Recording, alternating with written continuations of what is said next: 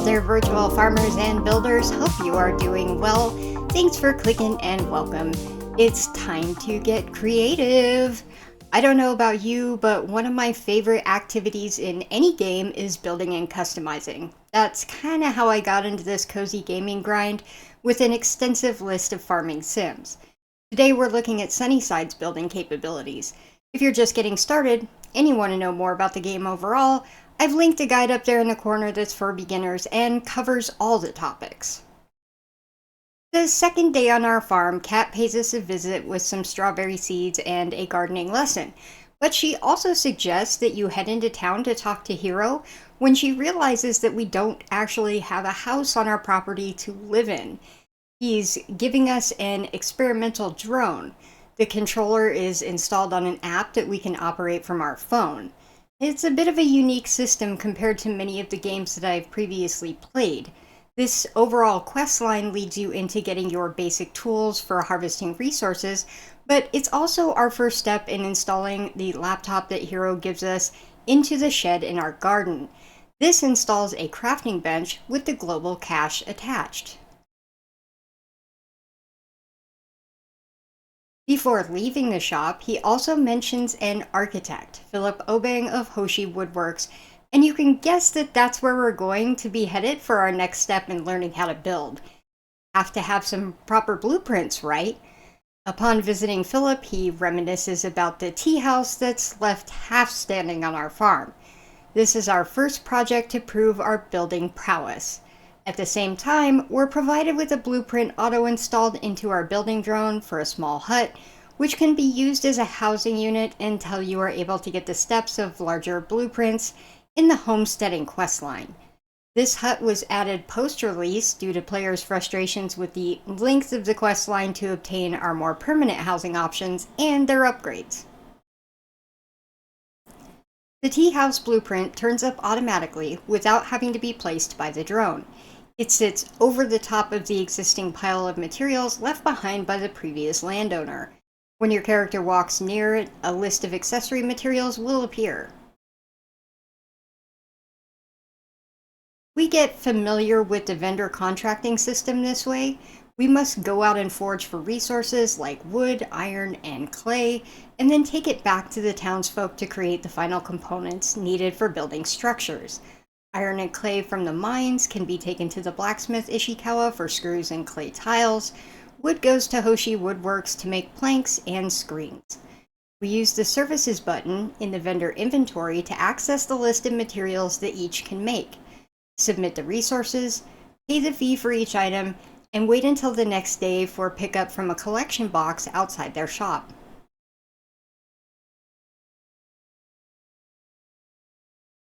You are able to complete buildings with the required items either in your inventory or in your global cache next to the crafting bench. Items will not pull from your cardboard boxes or plastic bins. Once you've finished the TeaHouse, the questline called Homesteading will continue into its next step. Philip will eventually contact you by text, asking you to come by his shop, in which you'll be rewarded with some new blueprints for a chicken coop, duck coop, and a shed. To advance in the Homesteading questline, we'll have to start working on the chicken coop as it also pushes forward the acquisition of animals that level up our ranching skills. To do this, we must first place a blueprint for the coop. Grab your in-game phone and access the drone app. It has several options at the top left corner of the screen. Number 2 being the building interface. In this layout, we see the boundaries of our property light up, which shows the area in which we can build. At the bottom of the screen, our list of buildable items populates, which initially shows all the objects, but can further be sorted into categories by clicking on the icons of the categories in the left bottom corner. Other notable options show up in this interface, such as these 4 buttons right here. The cursor mode, the first one, helps you select objects so that they can be moved around. The second is different degrees of rotation that you can set for adjusting how your objects are placed. The third is a grid feature with several settings to help you line up and literally keep straight your buildings, fences, and pathways. The fourth, the one that looks like a little bulldozer, removes items from your map, and returns some or all of the materials to your global cache. Also on the interface is a box over here to the right. These options here allow you to turn on or off the autofilling of items available in your inventory or global cache into building the project. So if you're just experimenting with placement, but you don't want to expend anything from your storage, you can uncheck these options. This most important option here is to make it possible to select or destroy buildings. If you find you can't move or bulldoze a building, check to see if this circle has a check mark in it. The building interface is quite unique compared to many of the farming simulator games that I've played before. There are some neat features like being able to turn on a grid, click for a fence or a garden barrier, and then drag the cursor across the grid to create the desired fence length. When it comes to making pathways, we can also do the same, but we can also spam the F key to create bends in the pathway. This is also used when laying down irrigation hoses to wind them around the crop plots or under planters. For irrigation, your first click is initiating the point where the valve handle will show up. Drag it through the plots using the F key to make bends, and then click again at the end point to complete the circuit. Until you obtain the automatic irrigation skill, you'll have to turn each valve handle. When you do get the automatic irrigation, you can turn it on from the Utilities app that's located in your in-game phone. The automatic skill will activate all valves that you have laid down, including new ones placed after activating it. There's a lot of fun to be had with this system in designing the farm or the garden of your dreams.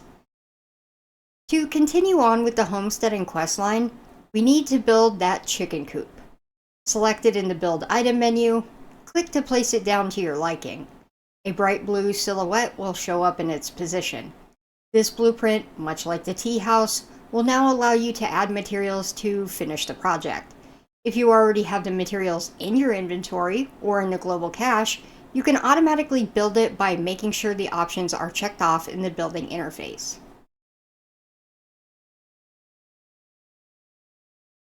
Building will further prompt Gabe to text you about buying some chickens to occupy it in the Ranchsteading questline. While you're visiting him to find out more, he's going to provide you with additional blueprints for small animal feeders so that you'll be able to place them after purchase. After you buy the chickens or ducks from his catalog, they'll show up the next morning in their respective housings. Homesteading and Ranchsteading questlines run in tandem, but it seems to be required to trigger the next steps in acquiring sets of blueprints from Philip, including those needed for building houses and barns. After finishing the coop, you will have to wait about a week of in-game days before you'll receive a text message from Philip excited to share some new blueprints with you. When you arrive, he's supplied you with not only finished blueprints for a house and a barn, but he's supplied you with 3 different design styles: traditional Japanese, ultramodern, and Western. At this point, you can go to the register and purchase any or all of the new blueprints. Depending upon how high you've leveled your building and crafting, you may have unlocked subsequent blueprints in the skill tree. So you won't just have the hut and the small barn available, but perhaps also the sizes like bungalow, medium and large barns, or the villas and mansions. There's quite a few sizes depending upon how big you want to go. To address this skill tree real quick, in case you're really early on in your playthrough and have no idea what I'm talking about, progression in the caves with Sparky unlocks a tree at the Kashiwa Shrine. Each major mechanic in the game has a branch. Each branch is a combination of skills related to that mechanic that can be unlocked as you gain experience in each area. Specifically, the building and crafting branch of the tree contains bonuses that unlock more blueprints at Philip's woodworking shop, purchasing them for less money, refunding of materials for destroyed items, building for less materials, in addition to several important farming automation items like solar panels, wind turbines, irrigation hoses, and their automatic upgrade. The only limit on how much you want to build is the space that you're allotted on your farm. Although after clearing the first year in the game, you'll get a message from City Hall about expansion, in which you can select several other farms to buy. The message references the beach farm, which is the closest and easiest to access. However, there's also a very large farm at the campgrounds and another one above the bait shop, which is unlocked through cave progression. Once you've tripped the expansion message, you can visit each site, find the for sale sign, and click on it to pay the money now, making the property yours. Similar to your starter farm, anything that you chop down or clear in this space will not grow back. It comes equipped with the standard gardening shed, but you'll have to supply your own hose this time. There will also be a blueprint for the crafting bench and the global cache inside. Early in the game, these sheds didn't come equipped with these, but you may be wondering why you have in the to-do list on your phone, it shows 1 of 4 laptops placed. This has to do with the global cache crafting benches. As mentioned previously, there will be additional blueprints to unlock through the skill tree that reveal more options in Philip's vendor window under the blueprints button. These include fencing and gardening barriers that utilize different materials with new looks. There's also multiple options for greenhouses that will protect plants from seasonal effects, along with a nice selection of furniture that can be used for outfitting your housing. There's several sets of cabinets that can be used to construct a modern kitchen, further filled out by the appliances, which can be purchased through the department store in Higashi. Beds, couches, bookshelves, tables, lots to work with, but I'm building obsessed, and I always would welcome more if the devs decide to do future updates. A common question that comes up in the SunnySide Discord is if you can display your plushies won at the Never Fret arcade machines, and the answer is yes. There are 2 blueprints that can be purchased at Philip's, one a flat display shelf and the other a wall display shelf. After building one of these items, you can hold a plush in your action bar and insert it into the display piece. This way you can display your collection of cuteness.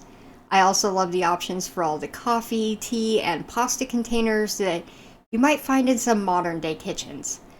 There aren't a ton of items that can act as clutter for furniture surface, but there is a lot of books to fill up shelves.